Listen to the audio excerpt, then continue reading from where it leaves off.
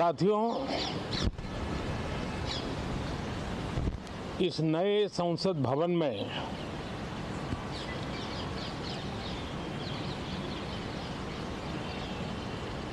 जो पहला सत्र हुआ था, उसके आखिर में इस संसद ने एक बहुत ही गरिमापूर्ण फैसला लिया था और वो फैसला था नारी शक्ति वंदन अधिनियम। और उसके बाद 26 जनवरी को भी हमने देखा किस प्रकार से देश ने कर्तव्य पथ पर नारी शक्ति के सामर्थ्य को, नारी शक्ति के शौर्य को, नारी शक्ति के संकल्प की शक्ति को अनुभव किया। और आज बजट सत्र का आरंभ हो रहा है, तब राष्ट्रपति द्रौपदी मुर्मू जी का मार्गदर्शन और कल निर्मला सीतारमण जी के द्वारा इंटरिम बजट एक प्रकार से ये नारी शक्ति के साक्षात्कार का पर्व है। साथियों, मैं आशा करता हूं कि गत 10 वर्ष में जिसको जो रास्ता सूझा, उस प्रकार से संसद में सबने अपना अपना कार्य किया। लेकिन मैं इतना जरूर कहूंगा कि जिनको आदतन हुड़दंग करने का स्वभाव बन गया है, जो आदतन लोकतांत्रिक मूल्यों का चीरहरण करते हैं, ऐसे सभी माननीय सांसद आज जब आखिरी सत्र में मिल रहे हैं, तब जरूर आत्मनिरीक्षण करेंगे कि 10 साल में उन्होंने क्यों किया।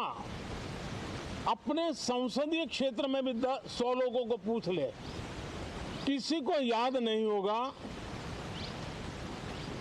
किसी को नाम भी पता नहीं होगा जिन्होंने इतना हुड़दंग हो हल्ला किया होगा। लेकिन विरोध का स्वर तीखा क्यों ना हो, आलोचना तीखी से तीखी क्यों ना हो, लेकिन जिसने सदन में उत्तम विचारों से सदन को लाभान्वित किया होगा, उनको बहुत बड़ा वर्ग आज भी याद करता होगा। आने वाले दिनों में भी जब सदन की चर्चाएं कोई देखेगा, तो उनका एक एक शब्द इतिहास की तवारीख बन करके उजागर होगा। और इसलिए जिन्होंने भले विरोध का किया होगा, लेकिन बुद्धि प्रतिभा का दर्शन कराया होगा, देश के सामान्य मानवी के हितों का कंसर्न दिखाया होगा, हमारे खिलाफ तीखे से तीखी प्रतिक्रिया की होगी, उसके बावजूद भी मैं अवश्य मानता हूं कि देश का एक बहुत बड़ा वर्ग,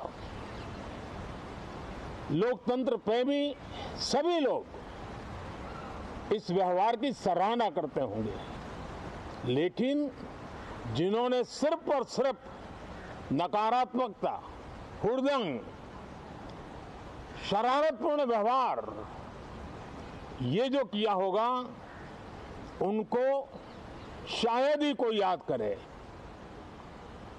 लेकिन अब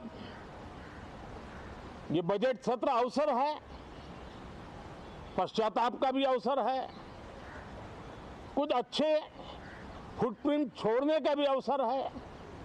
तो मैं ऐसे सभी माननीय सांसदों से आग्रह करूंगा कि आप इस अवसर को जाने मत दीजिए, उत्तम से उत्तम परफॉर्म कीजिए, देश हित में उत्तम से उत्तम अपने विचारों का लाभ सदन को दें और देश को भी उत्साह और उमंग से भर दें।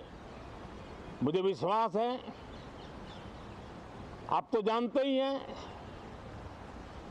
कि जब चुनाव का समय निकट होता है तब आमतौर पर पूर्ण बजट नहीं रखा जाता है। हम भी उसी परंपरा का निर्वाह करते हुए पूर्ण बजट नई सरकार बनने के बाद आपके समक्ष लेकर के आएंगे। इस बार एक दिशा निर्देशक बातें लेकर के देश की वित्त मंत्री निर्मला जी हम सब के सामने कल अपना बजट पेश करने वाली है। साथियों, मुझे विश्वास है कि देश नित्य प्रगति की नई नई ऊंचाइयों को पार करता हुआ आगे बढ़ रहा है। सर्वस्पर्शी विकास हो रहा है, सर्वांगीण विकास हो रहा है, सर्वसमावेशक विकास हो रहा है। ये यात्रा जनता जनार्दन के आशीर्वाद से निरंतर बनी रहेगी। इसी विश्वास के साथ फिर आप सभी को मेरा राम राम।